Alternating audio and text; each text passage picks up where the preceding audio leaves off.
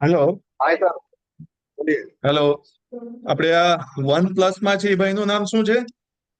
Mahendra પાटिल। Mahendra Patil. Actually नाम लिखा रहता तो ज्यादा आइडिया रहता। हाँ हाँ, महेंद्र पाटिल। हाँ, और ये वीवो में जो है V215।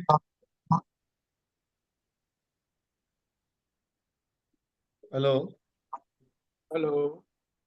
हाँ, ये वीवो फोन में जो है उनका नाम क्या है? बशीर कॉलोनी। ओके, कहाँ से हो आप? ये वेरावल से, गिर सोमनाथ। कहाँ से? वेरावल गिर सोमनाथ। વેરાવલ થી છો એમ ને? ઓકે। અને પાટીલ ભાઈ આપ કहाँ से हो? सूरत। સુરત થી જ છો? ઓકે ઓકે, કઈ જગ્યાએ રહેવાનું સુરતમાં? ભાઈ આપણે આસપાસ। આસ્થા। એકચ્યુઅલી છે ને અત્યારે જોઈનિંગ પૂરા થયા નથી ત્યાં સુધી આપણે ઇન્ટરેક્શન કરીએ, થોડાક જોઈનિંગ થઈ જાય એ પછી તમારે આપણે। પેલા આપણે જે મીટિંગ આઈડી છે ને, આઈડી પાસવર્ડ માં હા પ્રોબ્લેમ હતો, એટલે લોકોને હા, કઈ તકલીફ થાય વાંધો છે। નહીં। હા, કઈ વાંધો નહીં, પણ એમાં કેવું છે કદાચ લિંક ઉપર જ ક્લિક કરીએ ને તો પણ ખુલી જત, પણ ના કદાચ નથી એરર નથી આવી થતું, ગયો છે। નથી થતું કઈ સર। નહીં, હવે થઈ ગયું ને આપણે આઈડી પાસવર્ડ થી। આપના આઈડી હમ પાસવર્ડ થઈ ગયું। આ થોડાક હજી જોઈનિંગ થઈ જાય ને એટલે આપણે એક નાનું એવું પ્રેઝન્ટેશન છે એ ચાલુ કરીએ, ત્યાં સુધી તમારા પાટીલભાઈ તમારા કોઈ પ્રશ્ન હોય તો પૂછી શકો। એની મને આ 2 વર્ષ તકલીફ છે। હા પેલા લેફ્ટમાં આવ્યું હતું, બરાબર। હા। પછી ડોક્ટર કે પેલા L5 હતું અને તેમ કીધું। કયા ડોક્ટરને બતાવ્યું હતું? એ ઓર્થોપેડિક ને બતાવ્યું હતું। અચ્છા। આપણે નવી, ડોક હા, નવી હોસ્પિટલ છે। એને કે ડોક્ટરનું નામ? ટ્રીટમેન્ટ કરાય છે। ડોક્ટર નામ છે, અટલ છે, ભૂલી ગયો નામ।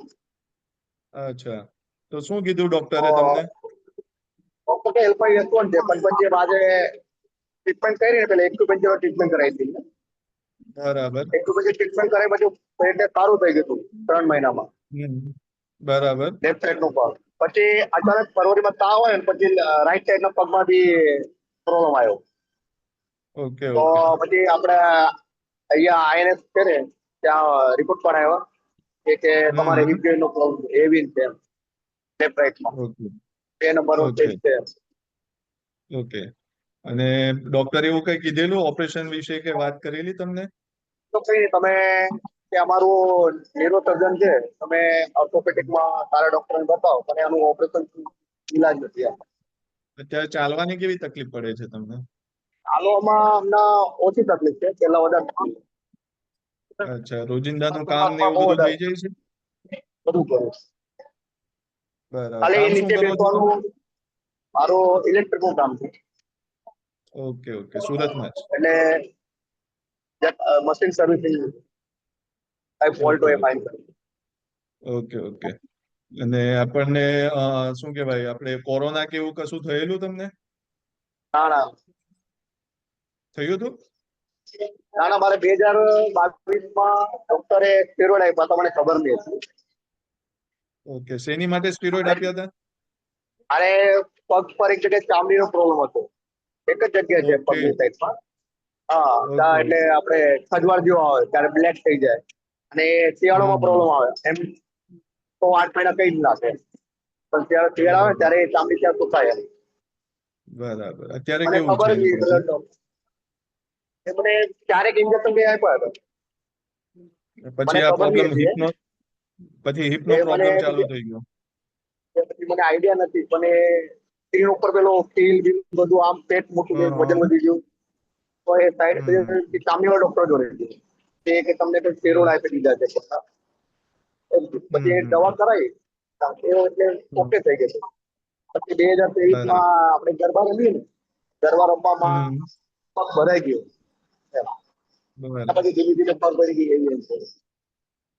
Okay okay. ચલો। અને અ, આ જે વિવો ફોન લઈને છે ભાઈ, આપણે અ, વેરાવલના, તમારો અવાજ નથી આવતો અહીંયા। हाँ हाँ सर। સંભળાય हेलो। છે? હા, हाँ સંભળાય यस છે। आवाज। हाँ हाँ તમને ओके શું सर। તકલીફ હતી? સર મને બી ઇમ્યુન નો પ્રોબ્લેમ છે, કેટલા વર્ષથી કંઈક છે? 1.5 વર્ષ થયું છે। તો ઓકે।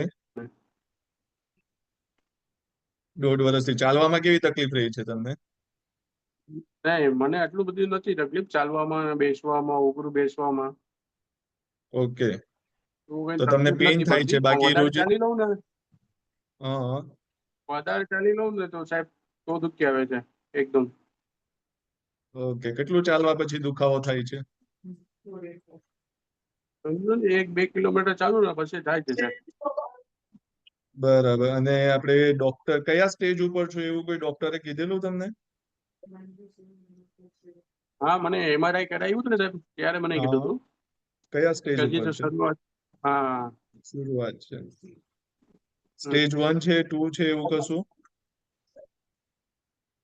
હવે તો સાહેબ 1.5 વર્ષ પહેલા MRI, 1 વર્ષ પહેલા MRI કરાવ્યું હતું.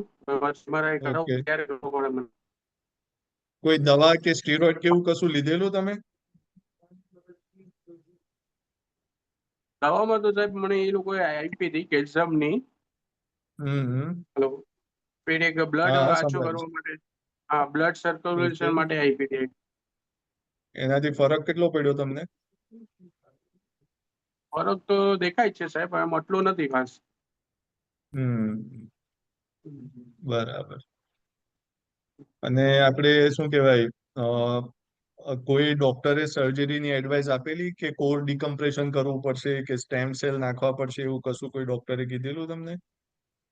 ડોક્ટરે જે બતાવ્યું હતું ને 1-2 ડોક્ટર ઈ કે તમને સર્જરી આવશે, ઓપરેશન આવશે એમ કીધું હતું મને. શેનું ઓપરેશન આવશે એવી કઈ વાત થયેલી? બસ આ એવી એમનો પ્રોબ્લેમ છે ને એટલે ઓલા ગોલાનું આવી શકે સાહેબ, મને ઈ કીધું હતું. Okay, okay. એકચ્યુઅલી ધીરે ધીરે બધા જોઈનિંગ થતા જાય છે. એટલે આપણે એક હમ નાનું એવું પ્રેઝન્ટેશન છે AVN નું, પછી થોડોક 10 મિનિટ હજી ખમી જઈએ પછી ચાલુ કરીએ. બરાબર? હમ. હા, એટલે શું છે બધા ધીરે ધીરે થોડાક જોઈનિંગ થઈ જાય પછી પ્રેઝન્ટેશન ચાલુ કરીએ. ત્યાં સુધીમાં તમારા કોઈ પ્રશ્ન હોય તો પૂછી શકો. બ્લડ સર્ક્યુલેશન માટે કઈ દવા નથી સાહેબ કે એના માટે?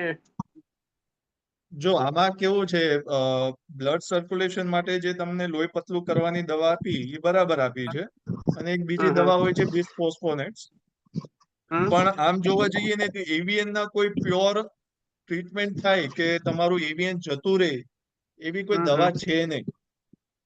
આ અચ્છા. થોડુંક આપણને કેવું છે કે બિસ્ફોસ્ફોનેટ્સ ને એવી બધી દવા આપીએ તો આપણા હમ એવું છે કે અમુક કેસીસમાં માનો કે 100 માંથી 10 જણાનો આપણો ગોળો બચી જતો હોય છે બિસ્ફોસ્ફોનેટ્સ દવા ને એવું ચાલુ કરીએ તો. હમ. બરાબર. પણ એના રેશિયો બહુ ઓછા છે અને લિટરેચર એ કહે છે કે એના રેશિયો ઓછા છે. પણ આમ ગણી શકીએ કે 100 માંથી 5-10 જણાને બચી જાય. પણ એ કયા સ્ટેજમાં?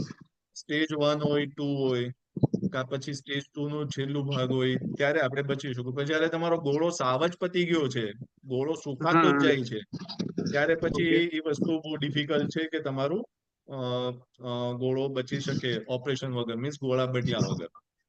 આમાં ઘણીવાર શું થાય છે કે પેશન્ટ હેરાન થઈને પછી છેલ્લે સ્ટેજ 1 કે 2 હોય ત્યારે આપણે કોશિશ કરી શકીએ કે કોર ડિકમ્પ્રેશન સર્જરી છે કે બિસ્ફોસ્ફોનેટ્સ દવા છે એની આપણે હમ. ટ્રીટમેન્ટ લઈએ તો ચાન્સીસ ખરા કે તમારો ગોળો બચી જાય. પણ જયારે તમે છેલ્લી સ્ટેજમાં વયા જાઓ ત્યારે હમ. આપણા ચાન્સીસ ઘટી જતા હોય છે. ઓકે સાહેબ. સમજાઈ ગયું? પછી આપણે ગોળો બદલવા સિવાય કોઈ ઓપ્શન રહેતો નથી. ગોળો બદલાડવા પછી સાહેબ એનું કઈ ઇફેક્ટ કઈ અલગ થાય છે કે કઈ? ના, આપણને કમ્પ્લીટ રિઝલ્ટ મળે છે એમાં. અમે તમને થોડાક વિડીયોઝ પણ બતાવશું. ગોળો બદલ્યા પછી જે પેશન્ટો કેવી રીતના રોજિંદા કામ કરે છે, કેવી રીતના ચાલે ફરે છે અને એ લોકોની કેવી એક્ટિવિટીઝ હોય છે. એના થોડાક વિડીયોઝ અમે શેર કરશું તમારી સાથે અને કદાચ તમે જોયા પણ હશે અમારા ડિજિટલ મીડિયાના પ્લેટફોર્મ ઉપર. તમે ગયા વેટ ગો ઉપાડી થ્રુ શકીએ ગયેલા? સાહેબ એનું? વેટ કેટલું ઉપાડી શકીએ એવું બદલાવા પછી સાહેબ? એમાં કોઈ રિસ્ટ્રિક્શન ના હોય. વેટ ઉપાડવામાં તમારી જે કેપેસિટી છે એ પ્રમાણે તમે વેટ એ ઉપાડી શકો ને બધું જ કરી શકો. એવા કોઈ હમ. જનરલી રિસ્ટ્રિક્શન્સ હોતા નથી. તમે કરી સર શકો ખાવા પણ છો. પીવાની આમાં દેશી શક્તિ. હેલો સર પણ આમાં એવું હા, હોય ને બોલો. કે આપણે જેટલું એની કેર કરીએ, જેટલું એની પર દબાણ ઓછું આપીએ તો લોંગ ટાઈમ ચાલે એવું તો ખરી? જો આમાં કેવું હોય છે કે આપણા જે હિપ જોઈન્ટ છે એ આપણે કેવો હમ રિપ્લેસ કરીએ છીએ, કયા મટીરિયલનો રિપ્લેસ કરીએ છીએ એની ઉપર વધુ ડિપેન્ડ કરે. માનો કે આમાં સિરામિક વાળો નાખીએ તો એ લોંગ ટાઈમ ચાલે છે. હમ પણ એકચ્યુઅલી રાઈટ? હવે તો બધા સિરામિક જ યુઝ કરતા હોય છે જનરલી. ના, પણ અમુક ડિપેન્ડ કરે, પેશન્ટની અફોર્ડેબિલિટી પણ ડિપેન્ડ કરે અને એજ પણ. માનો કે 70 ની એજમાં જતા હોય તો પછી એ લોકો વધુ પ્રિફર કરે કે અમે કોબાલ્ટ ક્રોમ નખાવીએ કે મેટલ નખાવીએ, એસએસ નખાવીએ. હવે આમ જોવા જઈએ તો એસએસ હવે હવે મારી એજ શું કયો? મારી એજ અત્યારે 25 છે અને મને છે ને પરસીઝ નો પ્રોબ્લેમ. પરથીસ? હા, પરસીઝ નો પ્રોબ્લેમ. તો નાનપણથી જ પ્રોબ્લેમ હશે પરથીસનો. તમે તો બતાવી ચૂક્યા છો ને મને, રાઈટ? હા, મને લાસ્ટ વીક તમને બતાવી ચૂક્યો હતી. હા, સનશાઇનમાં બતાવી ચૂક્યા છો, રાઈટ રાઈટ. હા હા હા. હા, એટલે નાની એજ હોય ત્યારે આપણે સિરામિક વધુ પ્રિફર કરતા હોઈએ કે સિરામિક નાખીએ તો એ લોંગ ટાઈમ સુધી ચાલે.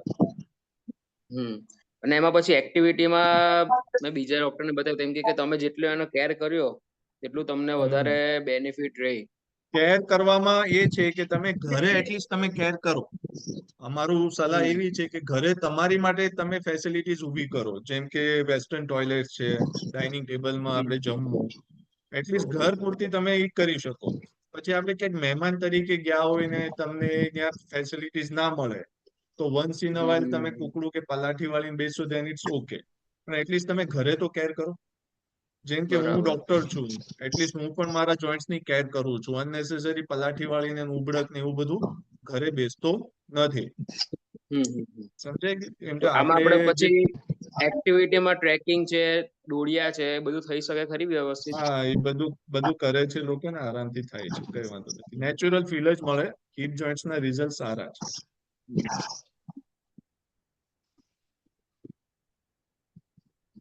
બીજા પાટીલભાઈ, તમારા કોઈ પ્રશ્ન? Yes sir. ત્યાં પૂછો પૂછો. આમાં શું આપણે સિરામિક રિપ્લેસમેન્ટ કર્યા પછી અમુક ડોક્ટરને પૂછ્યું છે, એ લોકો કહે છે કે 20 to 25 યર્સ કંપની વોરંટી આપે છે હિપની. તો એમાં શું એવું છે કે 20 to 25 યર્સ પછી આપણે રિસ્ક કરવાની જરૂર પડે કાં તો રિવિઝિટ કરવાની જરૂર પડે ઓપરેશનને? શું એવું થાય છે? જો આમાં કેવું છે કે માનો કે તમે સારામાં સારો જોઈન્ટ નખાવો, ઘણીવાર જોઈન્ટ્સ ભલે આપણે સારો નાખતા હોઈએ પણ એમાં એક વર્ઝન અને ઇન્ક્લિનેશન ડિપેન્ડ કરે કેવી રીતના ફિટ કર્યો છે, કયા એંગલે ફિટ કર્યો છે. જો એને પ્રોપર એંગલથી આપણે ફિટ કરીએ તેની લાઈફ ઓટોમેટિક વધી જાય. ફિટ કરતા પૂરતી ખાલી ફિટ કરી દીધો છે અને એને પ્રોપર એંગલ નથી આપ્યા તો પછી તમારી એની જોઈન્ટની લાઈફ ઘટતી જાય. પછી ગમે એટલો સારો જોઈન્ટ નાખીએ કે ગમે ગોળો નાખીએ, મીન્સ સિરામિકનો નાખીએ પણ એટલે આ જે બધા એરર્સ નાના મોટા આવતા હતા એની માટે તો રોબોટિક સર્જરી શરૂ થઈ ગઈ છે કે રોબોટિક્સ થી આપણે મશીન દ્વારા, કમ્પ્યુટર દ્વારા આપણે એંગલ ને ઇન્ક્લિનેશન 15 ડિગ્રીનો એંગલ જોઈએ ને 45 to 50 ડિગ્રીનું ઇન્ક્લિનેશન જોઈએ આપણે જયારે એસ્ટાબુલમ કર્વ ફિટ કરીએ ત્યારે. તો આપણે એ એંગલ આપણે રોબોટિક દ્વારા આપણે જોઈ શકીએ અને આપણે પ્રોપરલી 45 ડિગ્રી ને 15 ડિગ્રીના એંગલે આપણે એને કપ ફિટ કરી શકીએ. પછી એની લાઈફ વધી જાય. તમે એને પ્રોપર એંગલ રીતે ફિટ ના કરો તો પછી સિરામિક નો ભલે નાખીએ તો પણ એની લાઈફ ઘટી. ડોક્ટર, આપણે મને પરસીઝ છે બરાબર, એમાં આપણે MIS ને DA થઈ શકે? MIS means MIS type surgery ને DA સર્જરી થઈ મિનિમલ શકે એમાં? ઇન્વેઝિવ કયો છો? મિનિમલ હા, ઇન્વેઝિવ કયો છો? Yes yes. અત્યારે રૂટીન હવે મિનિમલ ઇન્વેઝિવ જ થઈ ગયું છે. હવે આ બધું મોટા ચીરાને માંસને ફાડવાનું ને બધું ઓલમોસ્ટ બંધ જ થઈ ગયું છે. બધા હવે મિનિમલ ઇન્વેઝિવ સર્જરીઝ પર જ ચાલી ગયા છે. એટલે નાનો ચીરો આવે, મોટા ચીરા હવે ધીરે ધીરે વાઇન્ડ ઓફ થઈ ગયા છે. બધી ટેકનોલોજી ચેન્જ થતી જાય, નવા નવા જે ડોક્ટરો માર્કેટમાં આવે એ બધી નવી ટેકનોલોજી શીખીને આવે. માનો કે અમે એમાં 10-12 આપણ વર્ષના શું કયો? ને એમાં આપણા મસલ્સ ને કોઈ ઇન્જરી નહીં થાય ને? ના, મસલ્સ ઇન્જરી પહેલા કેવું છે કે પહેલા પોસ્ટિયર એપ્રોચ પાછળથી જઈને ગોળો બદલતા, જે અમારા જૂના ટીચરો ને એ બધા હતા. પછી ધીરે ધીરે બધું ચેન્જ થઈને હવે એન્ટિયર થઈ ગયું છે, આગળથી ગોળો બદલવા માંડ્યા છે. તો આગળ એવા કોઈ મસલ્સ નથી આવતા કે જેને ઇન્જુરી થાય એટલે તમે ગોળો ઇઝીલી બદલી શકો. એટલે પોસ્ટ ઓફ રિકવરી તમને બહુ ફટાફટ મળે અને ચાલવા ફરવામાં મજા આવે અને ચીરો બહુ નાનો થઈ જાય. બરાબર. હવે છે ને આપણે એક નાનું એવું પ્રેઝન્ટેશન છે એ ચાલુ કરીએ, બરાબર. પછી તમારા જે પ્રશ્નો છે એ આપણે પૂરા કરશું. તમને દેખાય છે મારો ફોટો ને મારું આ જે નામ છે એ દેખાય છે સ્ક્રીન પર? હા, દેખાય છે. દેખાય છે યસ ને? યસ સર, દેખાય. ઓકે, હવે નોર્મલી જો તમે નોર્મલ હિપ જોઈન્ટ ના કેવા હોય છે, આવી રીતના બધી વેસલ્સ જતી હોય છે. આ લોહીની નસ છે, જે જાડી નસ દેખાય છે ને, એમાંથી નાની નાની નસો જતી હોય છે. આ રીતના બધી નસો જાય છે. જ્યારે એ નસો સુકાઈ જાય, આ દેખાય, લોહી મળતું બંધ થઈ ગયું. આ લોહી મળતું બંધ થાય એટલે તમારો ગોળો ધીરે ધીરે સુકાતો છે. આ જ કારણ છે એવિયન નું. એવિયન એટલે એવેસ્ક્યુલર. અવસ્ક્યુલર એટલે જે વેસલ્સ છે એમાં લોહી મળતું બંધ થઈ ગયું. એટલે આપણો ગોળો જે લોહી મળતું બંધ થઈ જાય એટલે ગોળો સુકાતો જાય. એ બધું સ્લો પ્રોસેસ હોય, તરત ના થાય કે 5 દિવસ તમારું લોહી મળતું બંધ થઈ ગયું ને 5 દિવસમાં આ થઈ ગયું, એવું ના હોય. આમાં કોઈ પ્રશ્ન કરવા છે તમારે? આમાં ડોક્ટર આપણે રિપ્લેસમેન્ટ કરીએ પછી આ જે નસો હોય તે તો એને કામ કરતું જ બંધ થઈ જાય ને, કેમ કે આપણે તો પેલું સિરામિક નાખેલું હોય, તો એનું શું થાય પછી, પહેલી કઈ વાત રીતે તો થાય? ઇમ્પ્લાન્ટમાં તો કોઈ નસો હોવાની જ નથી. એ તો બહારની વસ્તુ અંદર નાખીએ છીએ. એમાં તો લોહી મળવાનું જ નથી. એમાં કોઈ નસો કઈ હા જવાની નથી. સમજાય ગયું? હા આર્ટિફિશિયલ જોઈન્ટ હોય છે, એમાં નસો ના હોય. અને એમાં હા, નસો એજ બને તો. પણ. ઓકે, તો આ જે હિપ ને લોહી મળતું હોય, હમ આ જે હિપ ને લોહી મળે છે તે હમ લોહીનું પછી કઈ રીતે થાય સર્ક્યુલેશન એનું પછી, એ નસનું ઓલરેડી આ સર્ક્યુલેશન કઈ સર્ક્યુલેશન રીતે? તમારું બંધ ઓલરેડી આ સર્ક્યુલેશન તમારું બંધ થઈ ગયું છે, એટલે તો હિપ સુકાઈ ગયો છે. બરાબર, તો એ પછી પાછું સર્ક્યુલેશન પાછું ચાલુ નહીં થાય એનું, કે ત્યાંથી સ્ટોપ જ થઈ જાય? એ સ્ટોપ જ થઈ ગયેલું હોય તો જ આપણે ગોળો બદલતા હોય ને. અને આપણે આ ગોળોનો ભાગ છે અહીંયાથી, આ જે અહીંયાથી આપણે કટ કરીને આખો આ ગોળો કાઢી નાખતા હોઈએ. આખો આ જોઈન્ટ નીકળી જતો હોય છે અહીંયાથી. આ ભાગ ને આખો આ ભાગ નીકળી જતો હોય છે, અને એને જ આપણે રિપ્લેસ કરવાનો હોય. રાઈટ? Right right. હા, અને એની હા સર. આજુબાજુના જે સર અને મસલ્સ હોય ને હિપના ત્યાં નીચે પણ બ્લડ આપણે સપ્લાય ઇન્ટેક રહે. શું રાઈટ. થયું? એના જે આજુબાજુના મસલ્સ છે ત્યાં તમારી બ્લડ સપ્લાય ઇન્ટેક રહે. પણ ગોળો જે ખરાબ થઈ ગયો છે એમાં તો બ્લડ સપ્લાય નથી, એટલે જ ખરાબ થયો છે ને. બરાબર? Okay okay sir. હા, હવે આના કારણો શું છે એવિયન ના? પહેલી વાત તો વાગી જવું. માનો કે આપણે પડી ગયા અને ફ્રેક્ચર થઈ ગયું, ગોળાનો ક્રેક થઈ ગયો અહીંયાથી ને આપણો ગોળો તૂટી ગયો. બરાબર? એટલે જ્યારે ફ્રેક્ચર થાય ત્યારે આપણી લોહીની નસો પણ તૂટી જતી હોય છે. તો પહેલા ડોક્ટર શું કરે કે આને ફિક્સ કરી દે. પતી ગયું કામ? અચ્છા, એને ફિક્સ કરી દે. ફિક્સ કર્યા પછી જો આપણા નસીબ સારા હોય તો લોહીની નસો પાછી મળતી થઈ જાય ને આપણો ગોળો બચી જાય. પણ જો સમજે કે એની નસોની કટ્સ બહુ સિવિયર તરીકેથી થઈ ગઈ છે તો ગોળો ગળતો જાય. આવતા 1-2 વર્ષમાં એ ગળતો દેખાતો હોય છે. બરાબર? ફ્રેક્ચર તો ચોંટી જાય, પણ નસો જો તૂટી ગઈ હોય તો પછી ગોળો આપણો ગળતો જતો હોય છે. પહેલું કારણ એ છે. બીજું કારણ છે સ્ટીરોઇડ. કોરોના પછી ઘણા એવિયન ના કેસ જોવા મળ્યા છે. તો કોરોનામાં શું થતું હતું કે આપણા જે કોરોના સિવિયર થતો હતો, જેને આઈસીયુમાં એડમિટ કરવા પડતા હતા, સ્ટીરોઇડ આપીને જ આપણે કોરોનાથી બચી શકતા હતા. કેમ કે એવી કોઈ દવા હતી નહીં, આપણે સ્ટીરોઇડ આપવી પડતી હતી. એ સ્ટીરોઇડના યુઝ થવાના કારણે છેલ્લા 5 વર્ષમાં એવિયન ના કેસ ખાસા વધી ગયા છે. રાઈટ? અને બિલકુલ એલ્કોહોલ, દારૂ ખાસું પીવાથી પણ આપણી નસો ડેમેજ થતી હોય છે અને આપણને એવિયન થઈ શકે. ત્રીજું સિકલ સેલ. આ એક લોહીની બીમારી છે જેમાં લોહી જે છે એ ઘાટું થતું હોય છે. લોહી ઘાટું થવાના કારણે આપણા હિપના રિજન્સમાં લોહી મળતું બંધ થઈ જાય.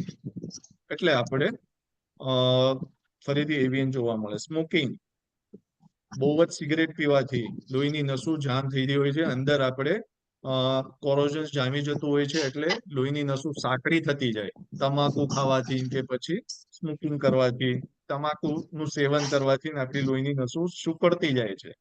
તો એના લીધે પણ એવિયન આપણને થઈ શકે. ઓર્ગન ટ્રાન્સપ્લાન્ટ, જ્યારે આપણે અંગો બદલતા હોય, લીવર ટ્રાન્સપ્લાન્ટ કરીએ કે કિડની ટ્રાન્સપ્લાન્ટ કરીએ ત્યારે આપણે સ્ટીરોઇડ દેવું પડે. સ્ટીરોઇડ દેવાથી આપણી જે ઇમ્યુનિટી છે એ સપ્રેસ કરવા માટે આપણે સ્ટીરોઇડ દેવા પડે. તો ઘણીવાર આપણે અંગો બદલતા હોઈએ, liver transplant, kidney transplant, lung transplant, ત્યારે આપણે સ્ટીરોઇડ ડોક્ટર પ્રિફર કરતા હોઈએ તો એની સાઈડ ઇફેક્ટના કારણે આપણને એવિયન થઈ શકે.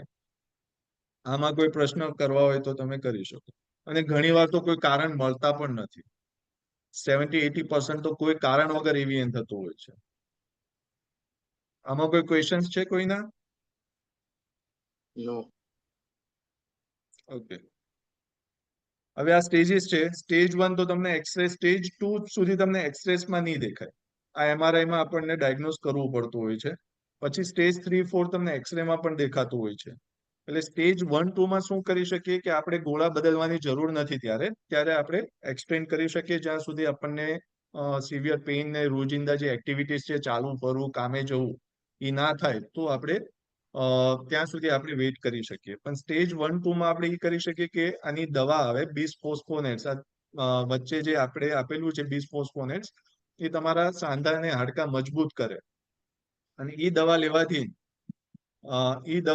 આપણી જે આ એક સેકન્ડ, એ દવા લેવાથી આપણને હાડકાની મજબૂત થાય તો બચવાની શક્યતા વધી જાય.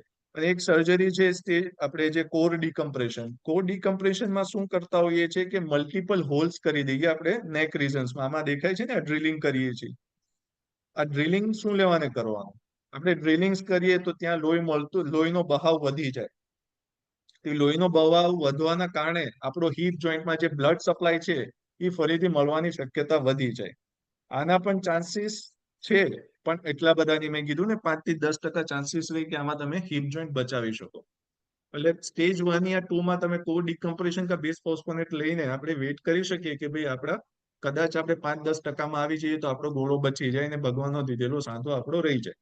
પણ જ્યારે તમે સ્ટેજ 3, 4 માં વયા જાવ તો આપણી પાસે એક જ ઓપ્શન છે, ટોટલ હિપ રિપ્લેસમેન્ટ, ગોળો બદલવો. અહીંયા જે આપણે બદલીએ છીએ, મેં કીધેલું એ નેકનો ભાગ ને હેડનો ભાગ કાઢીને એક કપ નાખીએ, એની ઉપર એક પોલી લાઇનર નાખીએ, પોલી લાઇનરની અંદર સિરામિકનો હેડ આવે ને એક આ સ્ટેમ આવે.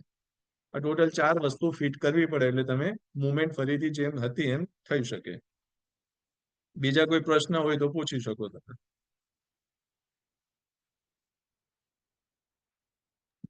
હેલો, સર, આપણે ઇમિડિયેટ કોઈ હિપ રિપ્લેસમેન્ટ સર્જરી ના કરીએ અને આપણે વેઇટ કરીએ 2 વર્ષ 3 વર્ષ, કેટલા વર્ષ આપણાથી ચલાય, તો એ પીરિયડમાં આપણે એનો અસર ની પેન કે નીચે પગમાં કોઈ જગ્યાએ જવાનો ચાન્સીસ? હિપ પેઇનની ને ની એક જ નસ કામ કરતી હોય છે, જેને નર્વ કહેવાય, કોમન નર્વ સપ્લાય હોય છે. તો ઘણીવાર હિપ ઘસાવાના કારણે આપણને ની પેઇન પણ થતું હોય છે, રાઈટ? ઓકે. તો ઘણીવાર પેશન્ટ આપણી પાસે ની પેઇન લઈને આવે પણ તકલીફ એને હિપની હોય, હિપના લીધે ની પેઇન થતું હોય. તો અને મેં કીધું એમ તમારે વેઇટ કરવું જોઈએ, નો ડાઉટ, પણ સ્ક્રીનિંગ એ કરવું જોઈએ કે તમારો ગોળો કેટલો ગળતો જાય છે. રાઈટ, 6 મહિને આપણે એક્સરે કરાવતો રહેવો પડે અથવા MRI કરાવવું પડે કે તમે કયા સ્ટેજથી કયા સ્ટેજમાં જઈ રહ્યા છો. જો સાવ જ તમારો જોઈન્ટ ગળી જાય ઇન ધ સેન્સ ખવાઈ જાય, હેડ આખો ખવાઈ જાય, તો તમારો પગ નાનો થઈ જાય એટલે જે હિપ રિપ્લેસમેન્ટ જેવું ઇઝીલી રીતના થવું જોઈએ એ પછી ડિફિકલ્ટ રીતના થવા લાગે. કેમ કે જે સપોર્ટ જે જોઈએ, કપનો સપોર્ટ, એ ખવાઈ જતો હોય છે. સમજાઈ ગયું? આપણા બોનમાં જે કપનો સપોર્ટ જોઈએ, હું તમને ફરીથી બતાવું. આ જે કપ છે એનો સપોર્ટ જોઈએ, બોની સપોર્ટ, રાઈટ? હેલો, સમજાય છે તમને? નથી આ sure બોની યસ સર. આ બોની યસ સપોર્ટ યસ. આ બોની સપોર્ટ જોતો હોય છે કે જ્યારે આ બોન્સ આખું આપણું વેઇટ કરવા પછી આ ખવાઈ જાય ત્યારે આ સપોર્ટ આપણને વીક મળે. તો ઘણીવાર આપણે જે અનસિમેન્ટેડ કપ નાખતા હોઈએ ને એ આપણે પછી સિમેન્ટેડ કરવું પડે કેમ કે સપોર્ટ વીક થઈ ગયો છે. જે કઈ આપણે ઇમ્પ્લાન્ટ નાખીએ ને એ બોનના સપોર્ટ ઉપર જ ડિપેન્ડ કરે, બોનના સપોર્ટ ઉપર જ એની આયુષ વધે. સપોર્ટ વીક થઈ જાય એટલે તમારે પછી સિમેન્ટેડ કપ નાખવું પડે, રાઈટ? તો આપણે એ જોવું કે આપણો સાંધો ગળતો જાય છે અને આખો પગે નાનો થતો જાય છે, પછી વેઇટ કરવાનો કોઈ મતલબ નથી. અને હું તો એ કહું કે એ સ્ટેજમાં પહોંચશો ત્યાં સુધીમાં તમે તો તમારી એક્ટિવિટીઝ પણ બંધ કરી દેશો. મીન્સ તમે જે રોજિંદા ચાલવું ફરવું એ બધું ધીરે ધીરે ઓછું થવા લાગે. સમજાઈ ગયું? Yes sir. હું તમને થોડાક વિડીયોઝ બતાવું છું પોસ્ટ હિપ રિપ્લેસમેન્ટ પછી તમે શું શું કરી શકો. આ અમારું ઇન્સ્ટાગ્રામ પેજ છે. આ તમે જોઈ શકો કે આ ત્રણેય પેશન્ટ અમે એક દિવસમાં ઓપરેટ કરેલા. ટોટલ 5 હિપ જોઈન્ટ કરેલા, એમાં 2 મહારાષ્ટ્રથી છે અને એક સુરતનું પેશન્ટ છે. દેન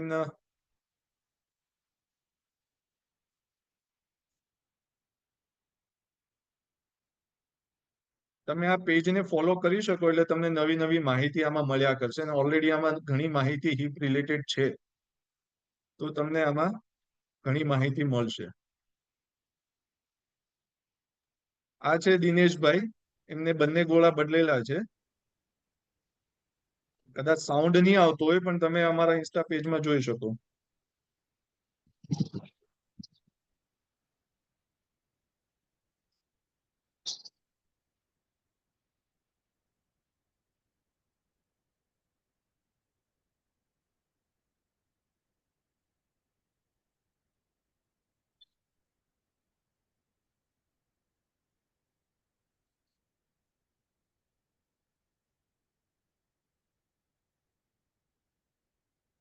આવા બધા તમને રિઝલ્ટ મળી શકે. આ વિનુભાઈ સુતરિયા.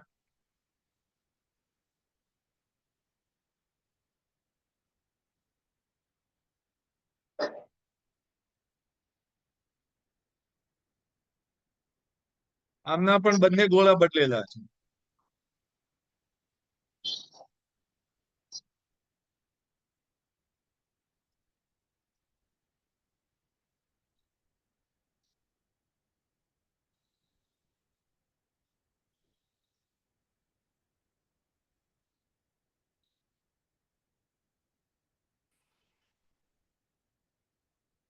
આપણા તમારા જેવા એક યંગ પેશન્ટ છે, એના પણ વિડીયો બતાવું તમને.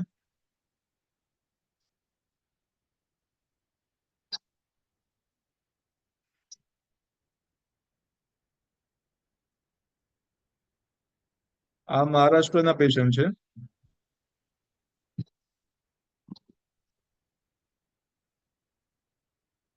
બરાબર.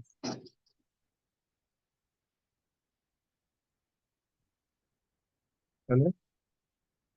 હા.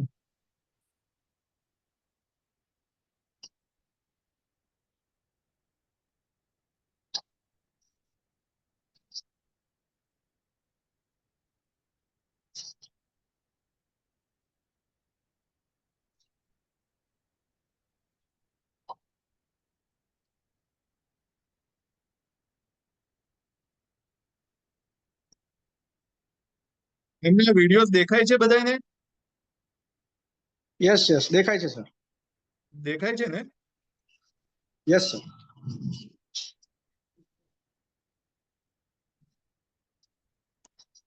હેલો. આ વિડીયોઝ હા દેખાય છે દેખાય છે તમને સર. બધાને? હા દેખાય છે. હેલો. હા. સર આપણે આ ગોળો બદલાવા પછી રનિંગ કરી શકીએ? કેટલું દોડી શકીએ છીએ? એનો પણ એક વિડીયો બતાવું તમને. હમ. આ જિગ્નેશભાઈ પાલડિયા, એમને પણ બંને ગોળા બદલેલા છે. હમ. રનિંગ શું, એ પોટલા લઈને આ જુઓ તમે, દાદર ઉતરે છે હાથમાં વજન લઈને. ટુ વ્હીલમાં ઇઝીલી બેસીને ચલાવે છે. આ તમારી જેવડા છે.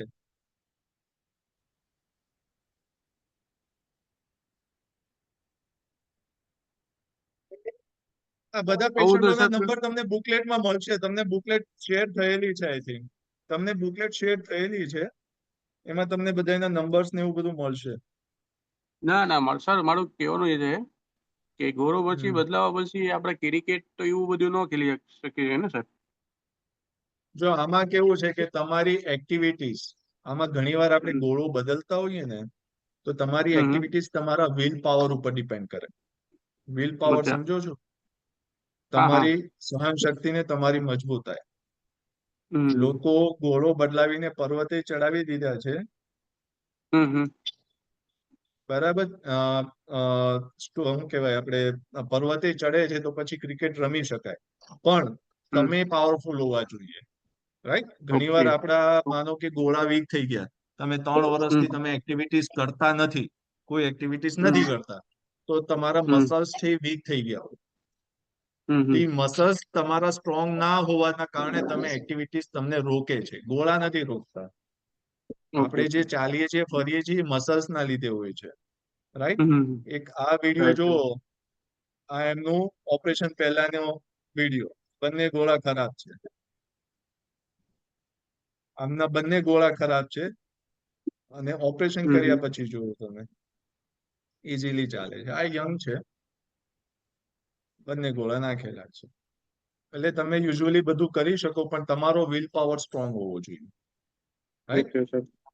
હા. એક આ પણ જોઈ લ્યો. આમને પણ એવું જ હતું, ચાલવા ફરવામાં બિલકુલ તકલીફ હતી.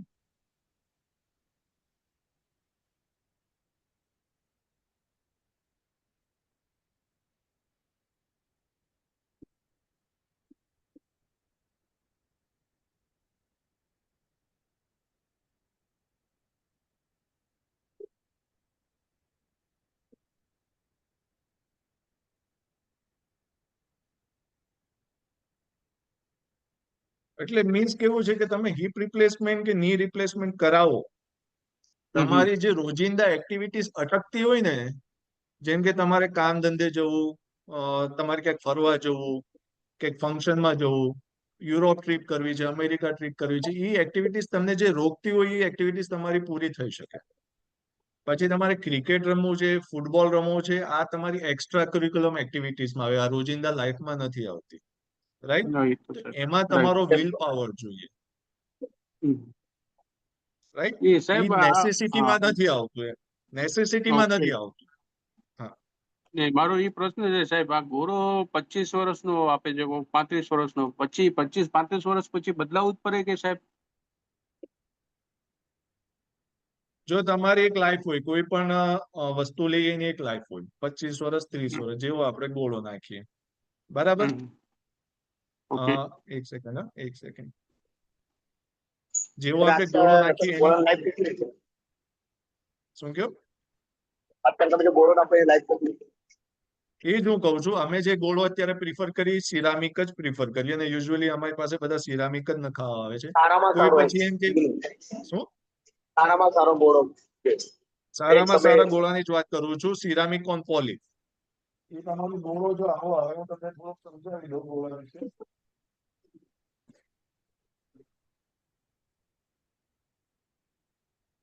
આ દેખાય છે? દેખાય છે બધાને? ઓકે સર, દેખાય છે. આ સ્ટેમ આવે. સ્ટેમમાં તમે જોશો તો ખાડા ખાડા છે, દેખાય? આની અંદર બોન્સ બની જાય, એટલે તમારું નેચરલી આ ફિક્સ થઈ જાય. રાઈટ? આ ઇમ્પોર્ટેડ છે, યુએસ મેડ છે. આ દેખાય ખાડા ખાડા, ખરબચડું? આને કોટિંગ કહેવાય, સર એચએ પણ કોટિંગ. આ જે સ્ટેન્ડ છે તો હા. બધાના બોન્સ ના ને એના હિસાબે અલગ અલગ લાગે કે બધામાં આવા સેમ જ લાગે? સાઈઝ નહીં, સાઈઝ અલગ અલગ હોય. આ 0 થી ચાલુ થાય, 0 then સાઈઝ નહીં, -1. આ જે સ્ટેન્ડ છે એના પણ આ જે ખાડા ખાડા છે એની બી અલગ અલગ પેટર્ન્સ વાઇઝ આવે છે. ના, તો સેમ પેટર્ન આવે. પછી કંપની વાઇઝ અલગ અલગ પેટર્ન હોઈ શકે, ના, જેમ કે પણ પેટર્ન મેં અલગ બીજાને હોવાનો કોઈ મતલબ, પેટર્ન અલગ હોવાનો કોઈ મતલબ નથી, પણ એનાટોમી આવી જ હોય. બધે ખાડા ખાડા જ હોય, ખરબચડું હોય, એને જ કોટિંગ કહેવાય. સમજાઈ ગયું? અમુક કંપની સ્ટેમ એટલામાં જ ખાડા ખાડા કરે છે, એટલું જ કોટિંગ કરે છે, નીચે લીસું હોય. સમજાઈ ગયું? હોલ્ડ અહીંયા મળે, મેઇન હોલ્ડ આપણું અહીંયાથી મળે બોન્સ ની અંદર. એટલે પછી ટાઈમ સાથે સાથે આ તમારી અંદર આની અંદર બોન્સ બની જાય. બોન્સ બની જાય એટલે નેચરલી ફિક્સ થઈ જાય. આની સાઇઝીસ હોય 0, 1, 2, 3, 4, 7, 8 સુધી સાઇઝીસ હોય. એ તો ડિપેન્ડ કરે તમારા બોનના જે ખાડા છે એ પહોળો કેટલો છે એના ઉપર આપણને આ સ્ટેમ નાખવાનું હોય સાઇઝ પ્રમાણે. તો ઉપર તમારો આમાં કપ અત્યારે ફિટ નવા થાય. સ્ટેન્ડ આવે છે પેલા નાના વાળા એ કયા કહેવાય? એ નાના સ્ટેમ આવે એ જ કહું છું, અવડા એવા સ્ટેમ આવે, રાઈટ? અવડા એવા સ્ટેમ પણ આવે છે. ઉપર ખાલી ફિટ કરવાનો ને એટલો જ સ્ટેમ પતી જાય. હા, બસ એ જ. હા, પણ આમાં ફાયદો શું છે? તમારો જે નાનો સ્ટેમ આવે તો હોલ્ડ એટલો જ મળે, પણ આ સ્ટેમમાં ફાયદો શું છે કે નીચે પણ હોલ્ડ મળે, એટલે તમારી પકડ મજબૂત થઈ જાય. પણ એમાં રાઈટ? પછી આખું આપણે કોટિંગ છે. રિવર્સલ કરવું હોય હમ તો એમાં પછી આપણો એટલો અંદર તમારો બોન બી જવો જોઈએ ને? જેમ કે રિવર્સલ કરવાનું આવ્યું તો પાછું ડ્રિલિંગ કરીને પાછું કરવું પડે, તો આ ના મોટો સમજાણું સ્ટેન્ડ નહીં. નાખવામાં પાછું વધી જાય ને? મોટો સ્ટેમ જયારે આપણે નાખીએ કે નાનો સ્ટેમ નાખો, માનો કે એટલો નાનો સ્ટેમ નાખો, તો પછી તમારે જયારે રિવિઝન આવે ને ત્યારે મોટો સ્ટેમ જ નાખવો પડે, ચાહે ભલે નાનો નાખો કે મોટો નાખો, એ પછી અહીંયા સુધીનો લાંબો જાય. સમજાણું? તમે નાનો નાખો કે મોટો નાખો એનાથી એટલો ફરક ના પડે, પણ તમારી જયારે રિવિઝન સર્જરી આવે તો એમ નહીં માની જવાનું કે હું અત્યારે નાનો નાખી દઉં તો રિવિઝનમાં મારી આ લેન્થ મળે. એ લાંબો અહીંયા સુધી આવે, નીચેથી હોલ્ડ કરવો પડે આપણે, રાઈટ? એટલે તમે અવળો નાખો એના કરતા હું પ્રિફર કરું કે મોટો નાખો. મોટા નાખવામાં ફાયદો શું છે કે આની પકડ મજબૂત મળે તમને. પકડ મજબૂત મળે એટલે જે તમારી પ્રાઇમરી સર્જરી છે, પહેલી સર્જરી છે, એની લાઈફ વધી જાય.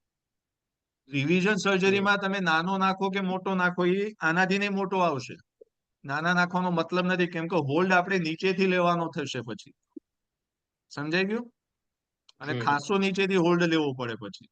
સ્ટેમ લાંબો આવે અને આની ઉપર કપ ફિટ થાય. આમાં જોશો તો તમને કોટિંગ દેખાતું હોય. દેખાય છે કોટિંગ?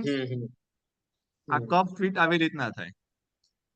એની ઉપર પ્લાસ્ટિક આવે પોલી. આ છે પોલી આપણું, એ આની અંદર ફિટ થાય. આ હાઈલી ક્રોસલિંક પોલી આવે.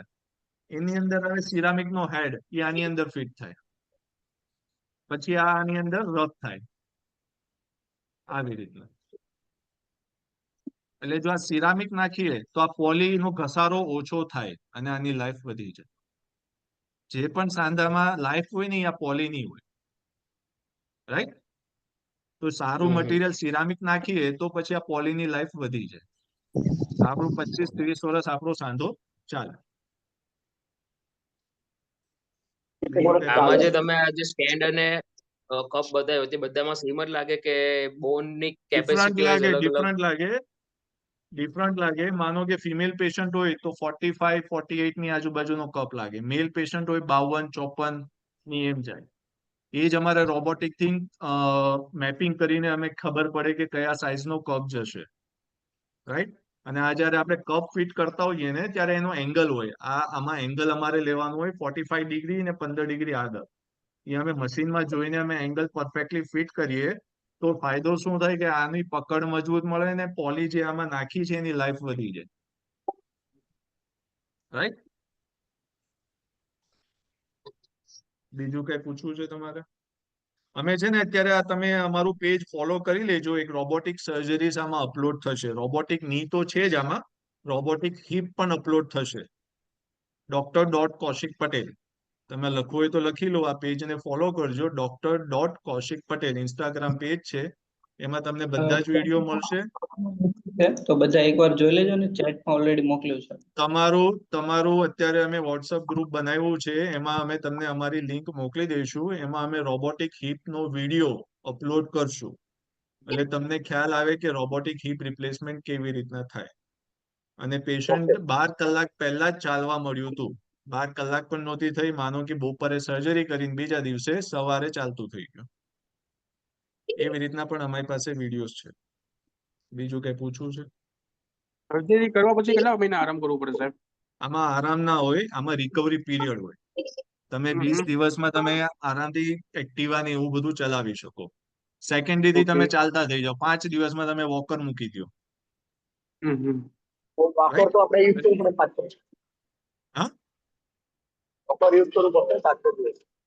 વોકર શું લેવાને યુઝ કરવું પડે? આપણે હિપ રિપ્લેસમેન્ટ કર્યું છે તો તમે પડી ના જાઓ એની સેફટી માટે આપણે વોકર યુઝ કરતા હોઈએ. ઓવર કોન્ફિડન્સ પણ સર્જરી પછી સારો નહીં, રાઈટ? આપણે થોડુંક સાચવીને ચાલીએ. હવે મને નથી ખબર આમાંથી કયું પેશન્ટ નો વિલ પાવર ઓછો છે. આઈ ડોન્ટ નો કોણ મજબૂત છે કોણ કમજોર છે. તો અમે શું કરીએ કે એને ચલાવતી વખતે વોકર તો આપીએ જ કે પડી ના જાય પેશન્ટ. બરાબર 4-5 દિવસ પછી એનો કોન્ફિડન્સ ગેઇન થઈ જાય, જાતે જ મૂકી દે કે હવે મારે વોકરની જરૂર નથી. તો અમે કોઈથી પેશન્ટને ફોર્સ ના કરીએ કે તમે વોકર મૂકી દો. પેશન્ટના વિલ પ્રમાણે આપણે 2 દિવસ કદાચ મોડું મુકાય then it's okay, પણ પેશન્ટ પડવું ના જોઈએ, ભાગવું ના જોઈએ.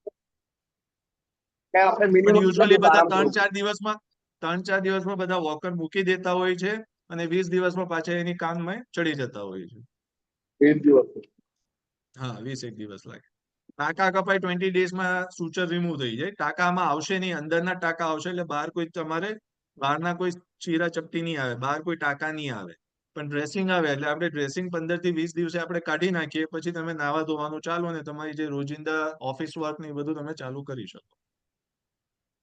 લેન્થ કેટલી આવશે ચીરાની? એ ડિપેન્ડ કરે. જો બહુ જાડું પેશન્ટ હોય તો એનો ફેટ નો લેયર બહુ જાડો હોય. એટલીસ્ટ હિપ જોઈન્ટ અંદર હોય, કુવામાં કેમ કામ કરતા હોય એની જેવું હોય. તો જ્યારે તમને બહુ ફેટી પેશન્ટ હોય તો થોડો ચીરો મોટો આવે ને બહુ પતલું પેશન્ટ હોય ત્યારે ચીરો નાનો થઈ જાય. It depends patient two patient, પણ યુઝ્યુઅલી રોબોટિક સર્જરીઝમાં ચીરો બહુ નાનો આવે, કેમ કે આપણે બધું જ કમ્પ્યુટરમાં જોઈન કરતા હોઈએ તો આપણને અંદર જોવાની બહુ જરૂર નથી પડતી. કમ્પ્યુટરમાંથી ને સર આપણને આમાં ડિસ્પ્લે બધું ચેકો આડો ઉભો કે ઉભો રાખો છો સાહેબ?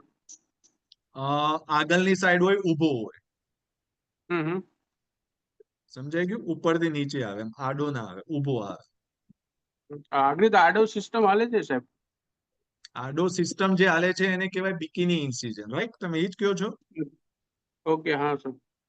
બિકિની ઇન્સિઝન જે છે એ ઇન્ડિયામાં અત્યારે એટલું બધું આગળ નથી વધ્યું. સુરત ઇન્ડિયામાં એકાદ સેન્ટરમાં જ થાય છે, પણ બિકિની ઇન્સિઝન કરવાના ઘણા ખતરા છે. પહેલા તો ત્યાં વેસલ્સ બહુ આવે છે, નસું બહુ આવે છે, રાઈટ? અને એમાં જે ફીમર કેનાલ છે, જે આપણે સ્ટેમ નાખીએ એમાં જગલરી બહુ થાય. જગલરી એટલે તમને જે વિઝન મળવું જોઈએ એ મળે નહીં. તો ઘણીવાર આપણે માર્કેટિંગ પોઈન્ટ ઓફ વ્યૂ થી તો બહુ સારું લાગે કે આડો ચીરો કર્યો છે ને ઊભો નથી કર્યો, પણ ઓન ટેબલ એના ઘણા ડેન્જર્સ હોય, એના ઘણા કોમ્પ્લિકેશન્સ હોય જે કોઈને પણ થઈ શકે. બધાને થવું જરૂરી નથી, પણ કોઈને પણ થઈ શકે. તો આપણે આડો ચીરો મારો કે ઊભો મારો, આપણને રિઝલ્ટ થી મતલબ છે, ચીરાથી મતલબ ઓકે નથી. સર ઘણીવાર આમાં આપણે નસું તમે ડિસાઇડ આડા ચીરા કરવામાં ખેંચાતાની બહુ થઈ જાય ને તો નસું ડેમેજ થાય. નસું ડેમેજ થાય એટલે તમને પગમાં ખાલી ચડે, બેરું લાગે, એવું બધું થાય. એટલે અમે પ્રિફર કરીએ આડા ચીરા ના કરાય, ઊભો ચીરો મારો અને નાનો મારો.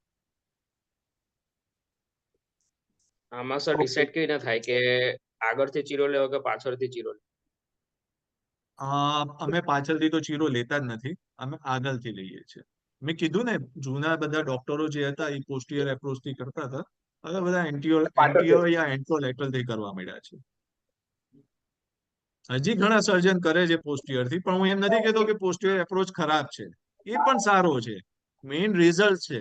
પણ અમે પોસ્ટિયર થી નથી કરતા, અમે એન્ટિયર થી કરીએ. પોસ્ટિયરમાં એક નુકસાન છે કે માનો ગોળો તમારો પ્રોપર ફિટ ના થયો હોય તો ડિસ્લોકેશન ના ચાન્સ વધી જાય, રાઈટ? એન્ટિયર થી ડિસ્લોકેશન શું? તમારા ફાધર નું વિડીયો પેલા 10 વર્ષ પછી ફરીથી થઈ ગઈ બાઇક સ્કીપ થઈ ગઈ એટલે માટો શેનું થયેલું ઓપરેશન એમનું? એવી મતલબ શેનું થયેલું ઓપરેશન? હિપ જોઈન્ટ નું? ગોળો ખસી ગયો તો શું થયું હતું?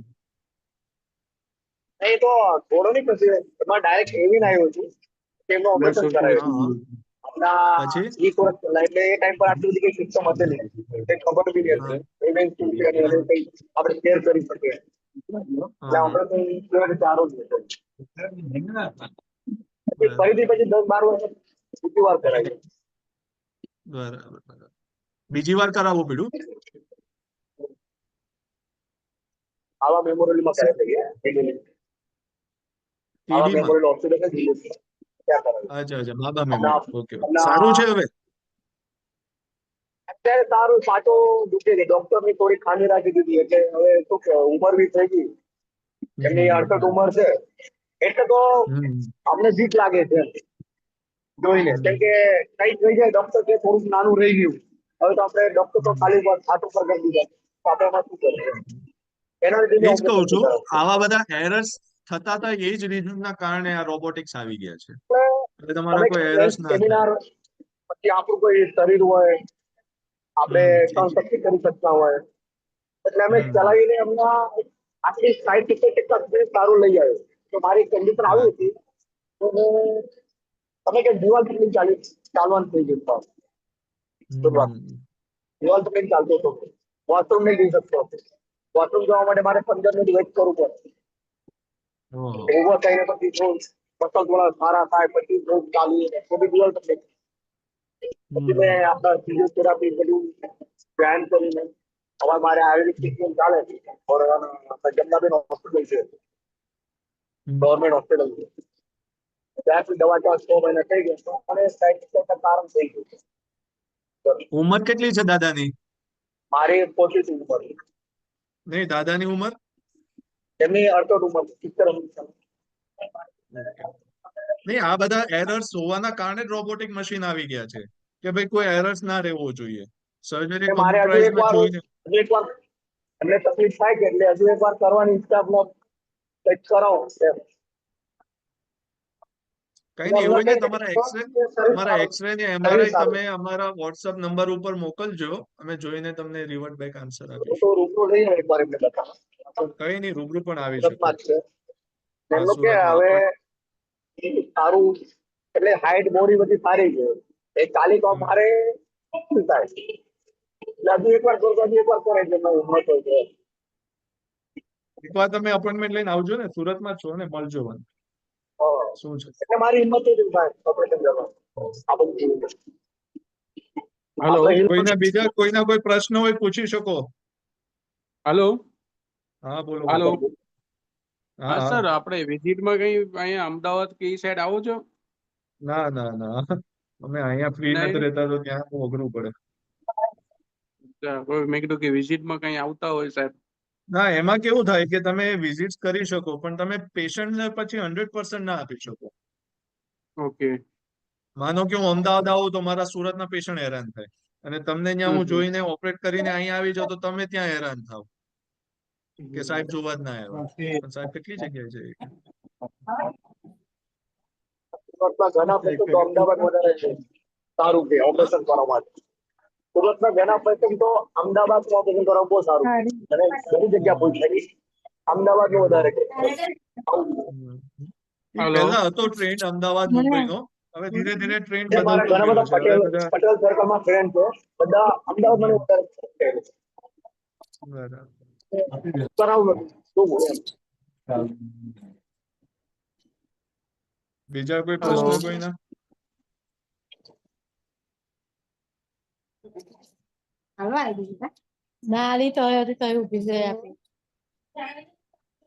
હેલો બીજા કોઈ પ્રશ્ન છે કોઈને? હેલો હા સર, હા, બોલો બોલો. પ્રોબ્લેમ સર વન સાઈડ હિપમાં ડાબી સાઈડમાં આમ સુઈ જઈએ ને તો જયારે બેઠા થાય ને તો એકદમ બેઠું ના થઈ જાય એટલું દુખે છે, ખબર નહીં પછી ઉપર થઈ જાય તો શું. એ આવશે તમને તકલીફ શું છે? એવિયન ની છે? હા, તમને તકલીફ શું છે ગોળામાં? આમાં હિપમાં જે એવો પેન થાય છે સર, ખાસા ટાઈમથી મને લગભગ 8-9 વર્ષ થઈ ગયા. આમ પણ સુઈ તમે જઈએ ત્યાં ને કોઈને તો ડોક્ટરને બતાવ્યું તમે કોઈને? બતાવ્યું સર કે મસલ્સ પેન છે, મસલ્સ પેન છે એવું કે છે. દવા લઈએ છે ત્યાં સુધી સારું, પછી પાછું ચાલુ થઈ જાય છે. એ તો હવે મારે બેન જોઈને જ ખ્યાલ આવશે કે શું તકલીફ છે. એવું એવું હોય તો સર, તમારા રિપોર્ટ્સ ને બધું વોટ્સઅપ બેસી જાઉં કરી છું ને આપજો. તો મારે અમુક વાર તો બેવ હિપમાં દુખે છે એવું થાય છે. એવું હોય તો તમારા રિપોર્ટ્સ બધા વોટ્સઅપ કરી આપજો. સર રિપોર્ટ્સ ઓકે, તો હું કરાવી દઈશ. એક્સરસાઇઝ બી કરવાની કીધી હતી, એક્સરસાઇઝ કરીએ છીએ તો બી મને કઈ હા ખાસ ફરક લાગતો નથી. હા, પણ એકવાર એવું તમે છે. રિપોર્ટ્સ વોટ્સઅપ કરજો એટલે રિવર્ટ બેક તમને આન્સર આપીશું કે શું તકલીફ છે. બરાબર. ક્યાં જયેશભાઈ, બી સર તમારું એ હોસ્પિટલ? સુરત જાડેસર સુરત છે. સુરત. સુરત છે, ઓકે. હા. અમે તો એ વડોદરાના છે. વડોદરા આવો છો સર કે કોઈ જગ્યાએ? ના, વડોદરા ના ના ના. એવું છે. હા, ઓકે સર, વોટ્સએપ જયેશભાઈ. કરી દેજો. હા, વોટ્સઅપ કરી આપજો. જયેશભાઈ, હા સર. શું તકલીફ છે સાહેબ, જયેશભાઈ તમને? મને છે ને એવિયન છે અને મને સુરતમાં રહેવાનું તમારે? ના, સુરતમાં તમારે ભાઈ છે, હું ધોરાજી રહું હા, છું. ત્યાં મને બરાબર. સ્ટાર્ટ થયું છે 48. કેટલા વર્ષથી તકલીફ છે તમને? લગભગ 3 વર્ષ થયું, 2.5-3 વર્ષ. કોવિડ પછી સ્ટાર્ટ થયું છે. અત્યારે તકલીફમાં શું શું થાય છે તમને?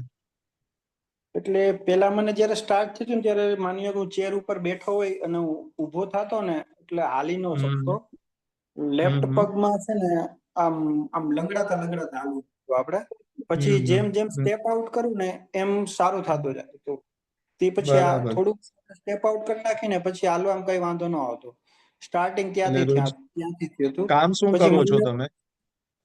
ઓફિસ વર્ક જ છે બધું, કોમ્પ્યુટર વર્ક જ એટલે છે. ઓફિસ વર્ક કરવામાં તમને તકલીફ કેવી પડે છે? ના, એમાં તો ચેર ઉપર બેસવાનું જ હોય એટલે એ કન્ટિન્યુ કોમ્પ્યુટર વર્ક જ હોય, એટલે ચેર ઉપર બેઠા હોય ત્યાં સુધી કઈ પ્રોબ્લેમ ન થાય. પણ સડનલી ચાલવામાં માની લો તકલીફ કે પડે. હા અડધી કલાક હું બેસી ગયો ચેર ઉપર ને પછી ઊભો થાવ ને હમ.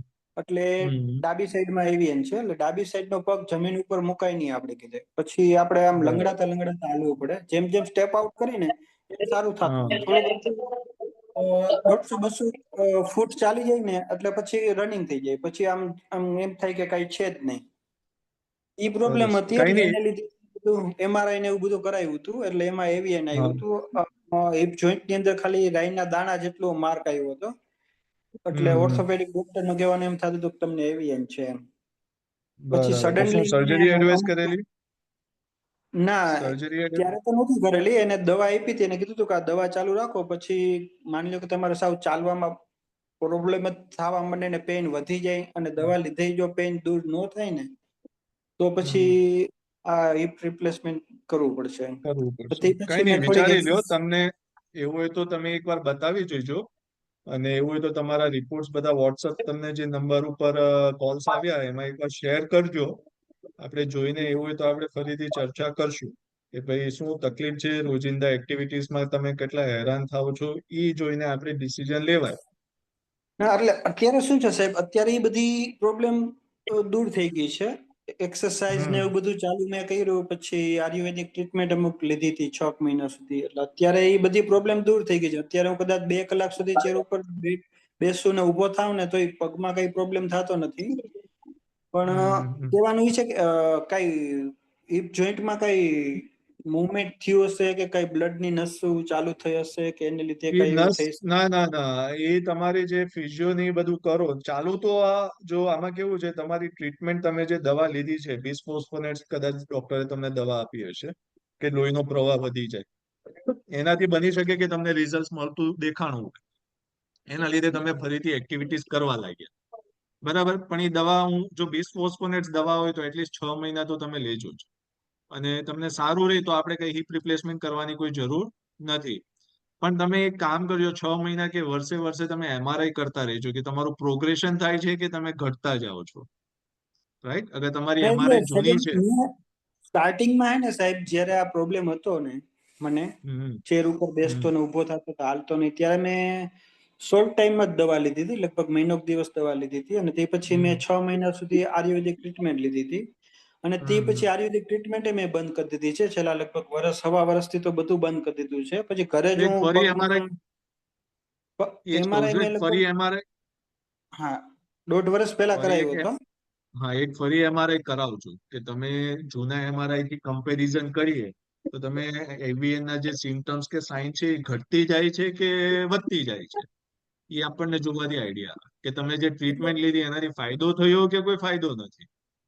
પેઇન અત્યારે જતું મને રહેવું, પેઇન જતું રહેવું ને અત્યારે તમારી મને છે એક્ટિવિટીઝ ને વધી જાય. મારી વાત સાંભળો, તમારું પેઇન જતું રહેવું કા પેઇન ઓછું થઈ જવું ને તમારી એક્ટિવિટીઝ વધી જાય, એનો મતલબ એવો નથી કે તમારું એવીએન વધતું નથી. સમજાઈ ગયું? એના ઉપર આપણે ડિપેન્ડ ના કરી શકીએ કે તમારા એવીએન ના સ્ટેજીસ નથી વધતા, એવું આપણે કહી ના શકીએ. તમે એક એમઆરઆઈ કરાવો તો જ તમને ખ્યાલ આવે કે તમે એવીએન ના જે સિમ્ટમ્સ કે જે સાઇન છે એ નીચે આવતા જાય છે કે ઉપર જતા જાય છે. રાઈટ. એટલે ઘણીવાર સિમ્ટમ્સ નથી હોતા ને એવીએન 3rd સ્ટેજમાં તમે પહોંચી જાઓ અને તમારા દુખાવો જે પહેલા હતો એના કરતા ઓછો હોય, પણ તમે એવીએન માં 1 માંથી 2 માં વયા જાઓ, 2 માંથી 3 માં વયા જાઓ, એ તમને ખ્યાલ પણ ના રહે. તો એક એમઆરઆઈ નવો કરાવવો જરૂરી છે. તમારા ભલે દુખાવો ઓછો થઈ ગયો હું માનું છું, દવાના રિઝલ્ટ મળ્યા એ માનું છું, પણ તમારા એમઆરઆઈમાં તમારું જે એવીએન નું સ્ટેજ છે એ ત્યાં અટકી ગયું છે કે ઉપર જતું રહ્યું છે, એ આપણને એમઆરઆઈમાં ખ્યાલ આવશે. અને મારી સલાહ છે, જ્યાં તમે પહેલો એમઆરઆઈ કરાવો ત્યાં જ બીજો કરાવો. સમજાઈ ગયો? એટલે ત્યાંનો ડોક્ટર જૂના એમઆરઆઈ સાથે કમ્પેરિઝન કરીને તમને બીજો રિપોર્ટ આપશે. સમજાણું? એટલે એ કરાવવું જરૂરી છે. બીજા કોઈ પ્રશ્ન કોઈના? ચાલો તો થેન્ક યુ. તમે વેબિનારમાં આવ્યા એની માટે હા, બોલો બોલો. સર મને એ છે કે ગોળો બદલાવવામાં આપણે અંદાજ ખર્ચો કેટલો લાગે છે? જો આમાં તમે ગોળો સિનામિકોન પોલી નાખીએ તો 2,30,000 નો ખર્ચો છે. દવા ગોળી બધું જ આવી ગયું. Hospital okay. સ્ટે, દવા, ગોળાનો ખર્ચો, રહેવાનું, ફિઝિયો બધું જ આવી. ટોટલ પેકેજ છે ટોટલ પેકેજ કેટલાનું છે? 2,30,000. 2,30,000. હા. એમાં આયુષ્યમાન કાર્ડ એવું કંઈ ના ચાલે ને સાહેબ? આયુષ્માન કાર્ડ ફ્રી છે. આયુષ્માનમાં તમારે કોઈ ખર્ચો નહીં આવે, સમજાય ગયું? પણ એમાં જે સુવિધા મળતી હશે એ જ તમને મળશે. ઓકે સર, જે મળતી હોય એ જ મળે ને સાહેબ? ઓકે સર આપણું આમ પેલો મેડિક્લેમ છે બરાબર, 2 લાખ. તમારે 2,30,000 ખર્ચો હશે. શું કયો 2 લાખમાં? આપણે 2 લાખ નું મેડિક્લેમ છે. હા તમારે તો 2,30,000 નો ખર્ચો છે. હા મેડિક્લેમ તો નો ઉપરના તમારે થોડા ઘણા નાખવા પડે. સારો ગોળો તો સિરામિક નો ઉપરના નખાવો આપણે હોય. તો ઉપર આપણે આયુષ્માન કાર્ડમાં એ જ કરી શકીએ. એવી રીતના ના થાય, ના થાય. કોઈ અમારી એક જ હોસ્પિટલ મેડિક્લેમ બે જગ્યાએ અમે સુવિધા ના આપી શકીએ. કોઈ પણ કાં તો મેડિક્લેમમાં કરાવો કે કાર્ડમાં કરાવો. હાલો, હા બોલો. ઇન્સ્યોરન્સ નું છે સાહેબ? તમારે હેલ્થ ઇન્સ્યોરન્સ નું ચાલે છે સર? અહીંયા બધું જ કેશલેસ છે. અચ્છા, ઓકે. બધી જ કંપની રિલાયન્સ કેશલેસ છે. બધા કંપની કેશલેસ છે. હા બધું જ કેશલેસ છે. રિલાયન્સ એ કેશ. તમારે કઈ કંપનીમાં છે? રિલાયન્સ રિલાયન્સ કેશલેસ છે. Okay sir. પાટીલભાઈ તમારે? હા લેબોરેટરી લિબર્ટી જનરલ. ટીપીએ કયું છે? મીડિયા આસિસ્ટ છે. ટીપીએ જોવું પડે. મીડિયા આસિસ્ટ હા એ કેશલેસ છે. અહીંયા તમામ કંપની કેશલેસ છે, ખાલી બે નથી. એક છે આદિત્ય, સોરી યુનિવર્સલ સોમ્પો ને સ્ટાર. આ બે કંપની કેશલેસ નથી, બાકી બધું જ કેશલેસ છે. Okay sir. એટલે એમાં કેવું ના સર 4 લાખ નું છે કદાચ. તમારે? હા 4 લાખ નું પેકેજ. હા કઈ વાંધો નહીં, થઈ જશે. આપણે જે કરવું હોય તો પેલા એટલું કરાવી દે, પછી બીજું 2-3 મહિના પછી કરાય. એટલે 15 આપણું દિવસ પછી હા તો એવું કરાય, કઈ વાંધો નહીં. બંને સાથે નહીં કરાય ને. તમારી પોલિસીમાં જો પતાવવું હોય તો પછી બંને સાથે ના કરાય. એકવાર પોલિસી પહેલા કરાય, રિન્યુઅલ પછી બીજું કરાવી લેવાય. જ્યારે પોલિસી રિન્યુ કરાવી હોય એના પહેલા એક કરાવી દઈએ. બરાબર. હા એ જ. Okay sir, okay. Thank you sir, thank you ચાલો સર. મળીએ. કોઈ પણ પ્રશ્ન હોય તો તમે કોલ કરજો. અમારા વોટ્સઅપ નંબર ઉપર 63533. ખ્યાલ છે ને બધાને નંબર? યસ સર, એમાં તમને એક બુકલેટ શેર કરશું. એ બુકલેટ વાંચજો. એમાં સ્કેનર્સ છે, સ્કેન કરીને તમે માહિતી લેજો. મારા ઇન્સ્ટાગ્રામ પેજ તમે જે નોટ કર્યું છે Dr. Kaushik Patel, એમાં હિપ જોઈન્ટ વિશે કાફી માહિતી છે. અને એમાં હમણાં ટૂંક સમયમાં એક વિડીયો અપલોડ થશે રોબોટિક હિપ જોઈન્ટ નો. એ પણ જોજો. બરાબર? Okay sir. ચાલો, thank you. Thank you sir, thank you.